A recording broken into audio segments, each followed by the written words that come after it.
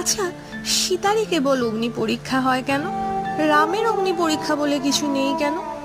রাবণের কারাবাসে মা সীতা যেমন দিন কাটিয়েছিলেন, শ্রী রামচন্দ্রও তো প্রায় 14 বছর মা সীতার চোখের আড়ালে ছিলেন। তবে পবিত্রতা, শুচিতা, সতীত্ব পরীক্ষা কেবল একজনের বেলায় কেন? বিশ্বস্ততা রক্ষা কি কেবল একজনের দায়িত্ব? জানি জানি, অনেকেই আমাকে ফেমিনিস্ট বলবে, কিন্তু নিজের মতামত রাখা যদি তাই হয়, তবে তাই সই। কারণ আমি তো নিজের সঙ্গ ছেড়ে দিতে পারি না।